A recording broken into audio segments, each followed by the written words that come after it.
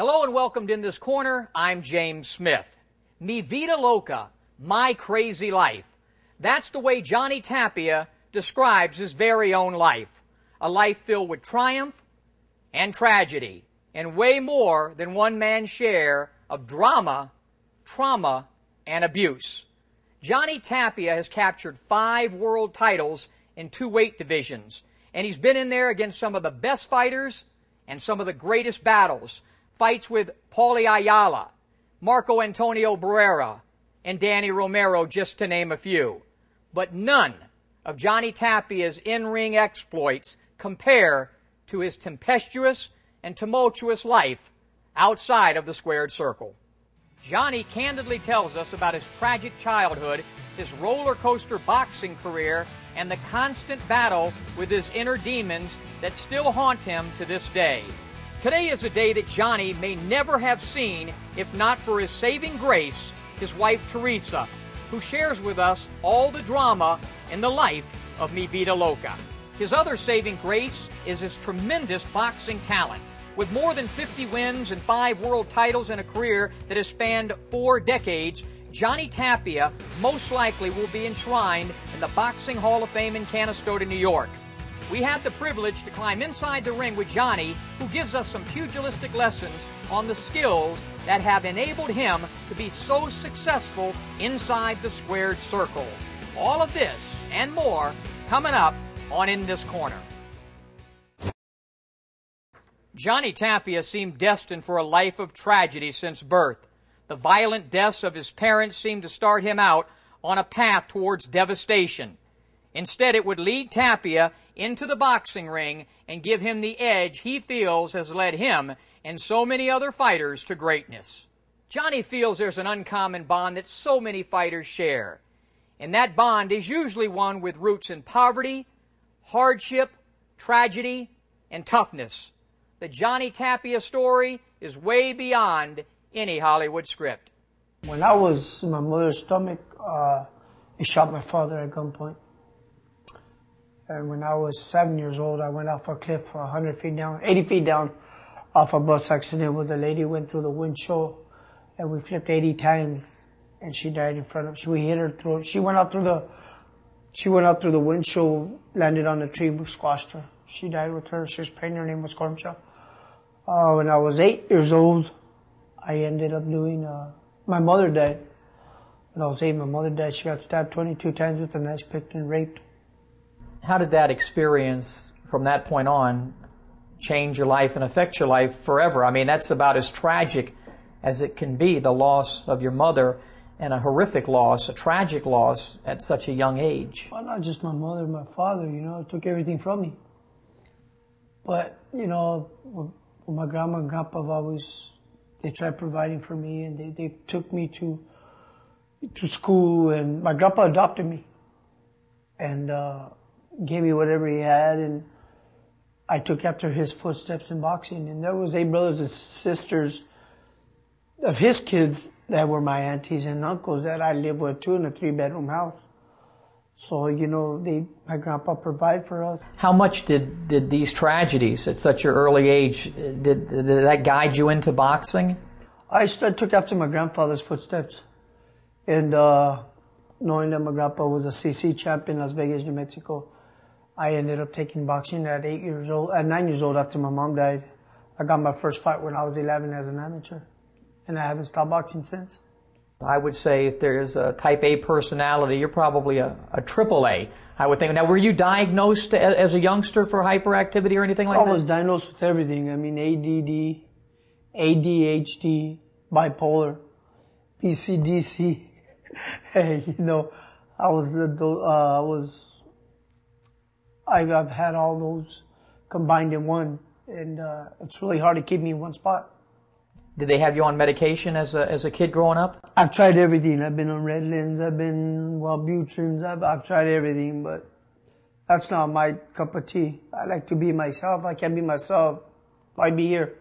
Johnny, is there a reason why so many fighters, the great fighters that I sit down with, even all the way back in the past to the Willie Peps and the Sandy Sandlers, and there just always seems to be some edge that they have to them. Is this what, in fact, you think makes them great fighters? These traumatic experiences, the tragedies that you have, the edge out. What creates these great fighters from such tragic beginnings? You know, when you got everything and you're raised with everything, it's really hard to struggle to get something because you have it all. But when you had a lot of tragedy, you want to survive because people's always kicking you down saying, you ain't going to make it. You can't do that. You can't do this. So there's a borderline where you say, I could, and I will. A lot of fighters, you've seen their backgrounds come from, well, you know, Joe Frazier had the left hook, but his mom couldn't pay him to take him to the hospital to fix his arm. And it's just Chavez. You see all these people, they come from poor families trying to raise their family, and they'd rather be out on the stretcher than be on their back because they'll get up. I've always said that, to me, boxers, fighters, are the most common and uncommon of all athletes. That's true. I mean, you want to know a lot of stuff, look in the boxing game. I love boxing, but I don't like the business of it. What do you love most about boxing? The one-on-one combat. The fans. Fans that make Johnny Tapia. The people that go and see him and provide for me. It's such a beautiful thing. I ain't afraid and ashamed to say anything. Because I am who I am. You know, you either gonna like me or hate me, but 9 times out of 10 you'll like me because I ain't the bad guy. There's no gray area with Johnny Tapia. I'm gonna tell you the truth. I'm gonna tell you the truth, and if it's gonna hurt me, it's gonna hurt me. If it's gonna make it better, it will. So I don't like lying. That's not my cup of tea. Johnny Tapia feels each day alive as a blessing. Perhaps his biggest blessing was meeting and marrying wife Teresa, who talks openly and candidly about living with Mi Vida Loca. With all of his past tragedies and with all of his outside-the-ring drama, many he created for himself, and with all of his personal demons and addictions, for Johnny Tapia, inside the boxing ring is truly his safest haven and the one place he finds peace. You know, when anybody does drugs, especially cocaine, the first time's a mistake, second time's a habit. Took me to another level, and I battled drugs for all my life. I mean, I battled drugs for a long time, and since 1990, it took me to another level, and my boxing career, they took my license away from me, the state of New Mexico, and I didn't have nothing else to look forward to. So I just went off on a mission. So you're out of the ring from 91 through 94. 90 to 94. And what did you do during that period to stay afloat? I had money from my years of boxing, but I just hustled. Just do what any man has to do to survive. And I was in rehabs. I tried to quit. And when my wife took over, I ended up quitting and getting my life back together. He had been a professional fighter for 88 to 1990, right, on top of his game, getting ready for a title shot, signed a deal with Pepsi for $1 million commercial, did all the right things, and then tested dirty and got kicked out. And then just everything went downhill from there. Lost everything he ever had, all the money he had, houses, cars, everything he had was gone. And that's when I met him, when he was at his lowest. He had nothing. He was living on the streets. I didn't know that at the time, but he was living just from house to house, friend to friend. He did everything illegal that he could to make money. That was his life. But I didn't know that because he never displayed that towards me, or I never witnessed anything. Were you using cocaine even prior to that? So it was just something where, but once you started, where you're an addictive personality, we've talked about that before. Was it something where once you tried it, you're hooked? But the situation, it's a rich man habit, all the poor man got it. But you know, it's an awful drug. It'll take you to another level. So I took drastic measures. I had a little apartment for myself that I was living in. It had wrought iron on every door and window that there was. And when he got out of jail, didn't say anything. I let him come home, and I locked him in. And he didn't know where the keys were, and I wouldn't tell anybody. And so he was locked in there. And I'm not kidding you. He would not get out for nothing. I would not open the door. He went crazy. Let me tell you. If you've ever witnessed anybody going through drug withdrawals, that's the worst hell there is. But I didn't care. At that point, I was so fed up. It was either you're going to do it or you're not. But you're gonna do it here. You know, I'm not playing your game.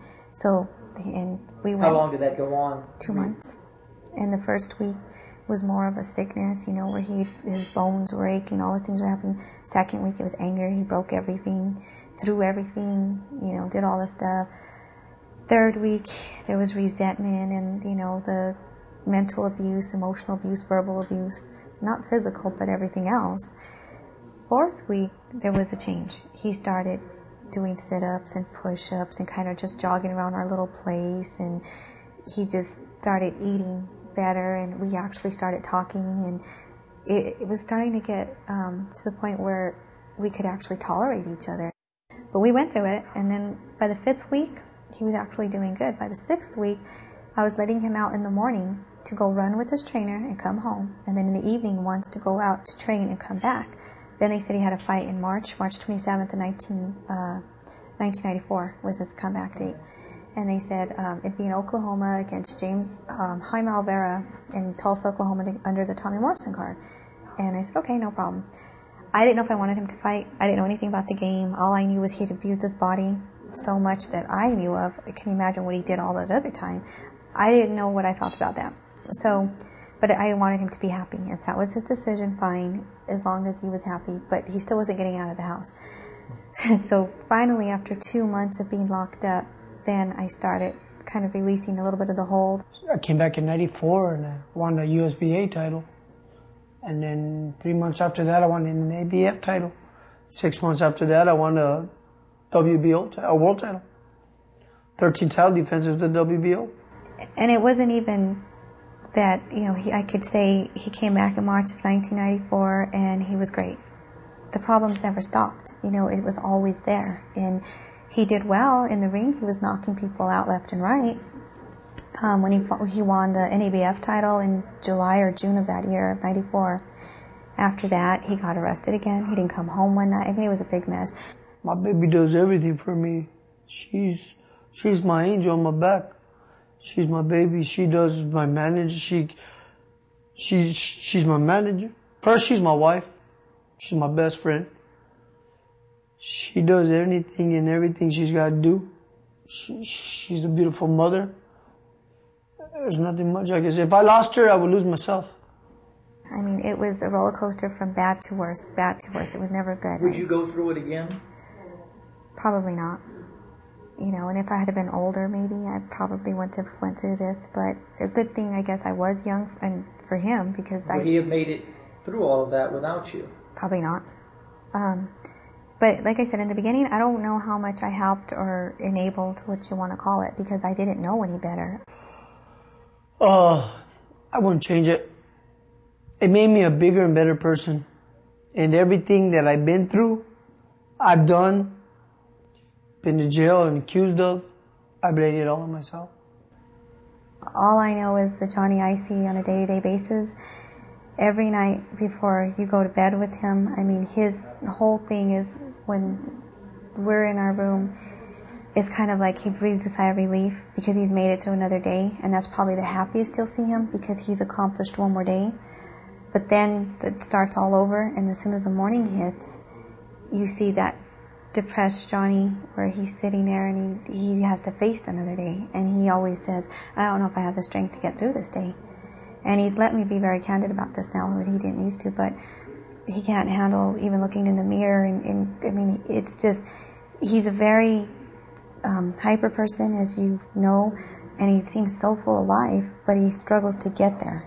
I was gladly to come back and survive and to prove to people no matter how much times you fall, you can still pick yourself up and be successful.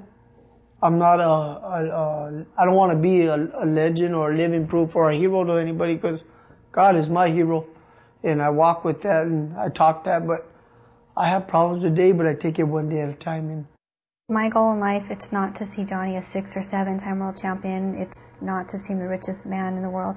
All my goal is to see Johnny reach, you know, this ripe old age. I mean, I'll take him till 80, 90 years old. If I can accomplish that, then that is my biggest, you know, and most successful goal that I've had with him. I'm surrounded with beautiful people right now.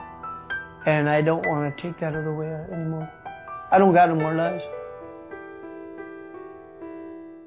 Johnny Tapia was always a fan favorite. his AAA personality permeates through him inside the boxing ring, and his fights always seem to be entertaining and action-packed.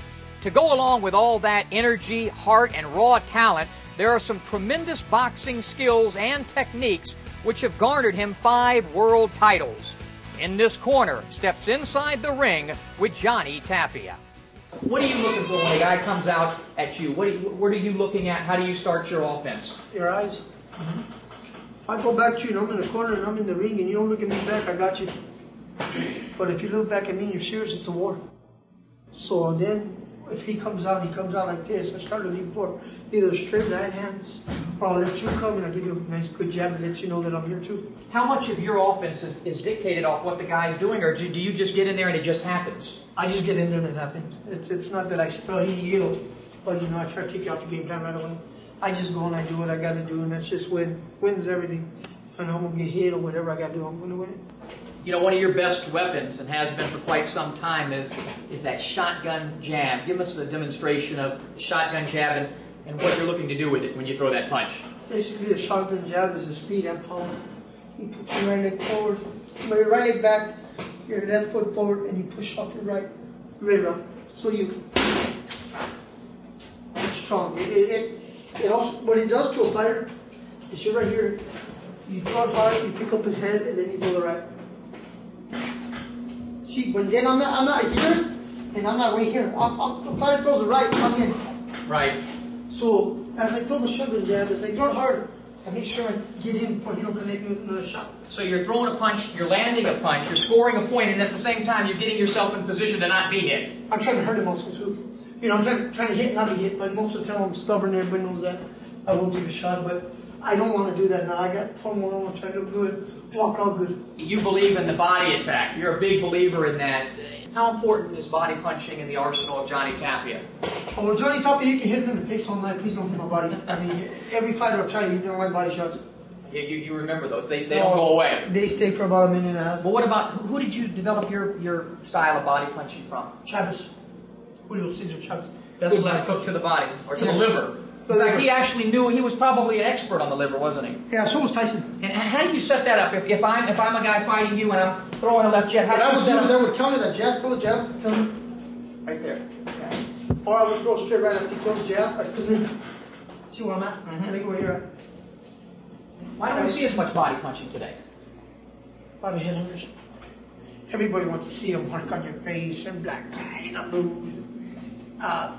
Body's everything in the boxing game. I mean, word on your opponent. But some fighters just don't go. They're not so strong. So that's when I had the technique to go back to boxing. One of the other things you do is you slip punches so well. Is it head movement? Is it shoulder movement? Where do you get this tremendous ability to not get hit? A lot from the amateurs is counter punching. Like if you would throw a jab and block it, see, it's a little counter shot. But what I would basically do, wait till you throw that, then you're going to throw the right. So you slip, see, little shot. Now, how much of that is reflexes, or how much of that is savvy? Or is it a little both? I think both. See, I already know where you're going to throw it. And once I hit that liver, everybody hits a liver, you hit the liver. Do you see a guy's punches coming? Or do you watch, is there something in him that you watch for? Chest. Basically, chest. I should come. If I go this side, I know you can't jab no more, see? I catch you going into my hook. Great teams, great athletes, when it's crunch time, they go to their bread and butter. What's the bread and butter punch or combination or maneuver for Johnny Tapia? A 1, 2, 3 body shot. It's 1, 2, 3. Then you finish it off with that left hook to the body. If he falls, I'll hit him. If he stays up, I'll give him on hitting. But I'm going to hurt him some way somehow. Even before we shot this interview in August of 2003, Johnny Tapia had been declared dead once and near death at least 3 other times. Unfortunately, since this interview, it's been much of the same. In and out of rehab, in and out of hospitals, in and out of jail. Johnny feels he has worn thin his 9 lives and now must battle one day at a time just to survive. Here's hoping that Tapia keeps what may be the last of his 9 lives in check, and the Johnny Tapia story which has been filled with so much outside tragedy and in-ring triumph, will perhaps have a happy ending. In This Corner wants to thank Johnny Tapia for joining us. This is my special room, my special door. It's still, everything I have in here is all special for me. And this is it, buddy. This is my dream come true for all this. 26 years of all this right here, saving, collecting, just pride and joy. All my boxing, different things, Jordans, you know, stuff that you buy on eBay, and just whatever I can have. All idols, Bruce Lee, Big Idol. You have all, you know, all the Native American foods and special gifts with canes and all my belts.